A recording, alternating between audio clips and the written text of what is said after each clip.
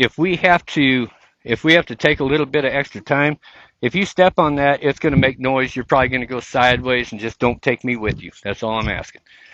But as we move around here, if you can figure out how to be a good leader, and if your horse gets into a situation where it feels uncomfortable, it looks to you for the leadership. So as I move around here, the only thing I'm hoping for, you can tell I have this tail, flapping back and forth. I don't care. He needs to be able to get used to this stuff eventually, and I'm pretty animated. I don't really slow all my motions down. And where he thinks right there where I'm going to come touch him, no, that's not what I was doing. I was just walking, going the other direction. But I might switch just little by little so I can get closer and closer. Any fool can go ahead and snag one up and snub him down. But all you're doing is just creating more anxiety for the horse. And the next time will be harder. I'm looking at trying, like heck, just to let him figure out that I'm not going to hurt him. And even just that touch right there, that's all I was looking for, bud. That's all I was looking for. But if you also notice as I approach this horse, because we got to get out of kindergarten, I can't sit here in kindergarten all day.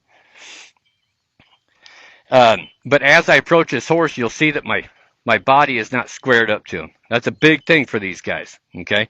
So if you square up to a horse, that's a very threatening position. There we go. That was actually better. That was actually touch the horse for all about a second and a half. So here, a little problem. So like I said, now we're kind of graduating, okay? We're graduating out of preschool, kindergarten. We're trying to get to first grade. First grade is I can come up and I can touch you. But also, if there's pressure on your pole, you need to come with it. You need to follow that feel. So I'm really hoping that we can make that progress in a fairly short period of time.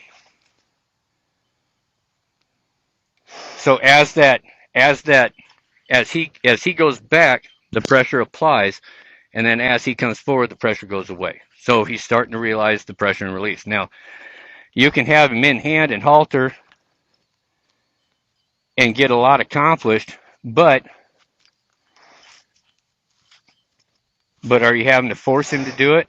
Because right here, he's telling me, I'm so not cool with this situation.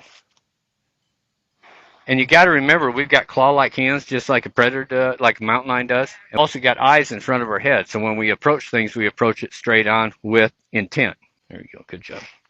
So I'm just looking at those little tiny moments where he actually tries. So when it comes to horses that are really hard to catch or untouchable, it's those tiny little signals and signs that they give you that most people just miss. So when they miss it, the horse says, well, I thought I tried, but evidently I didn't, because they didn't take the pressure off. So something as simple as right there, where the horse actually went and touched my hand, that's a big thing for that guy. And if I wouldn't have taken the pressure off and I would have kept trying and trying and trying, he'd be like, no, I don't like this. The situation is getting more intense. But every time it's getting a little easier to go up there and touch his nose.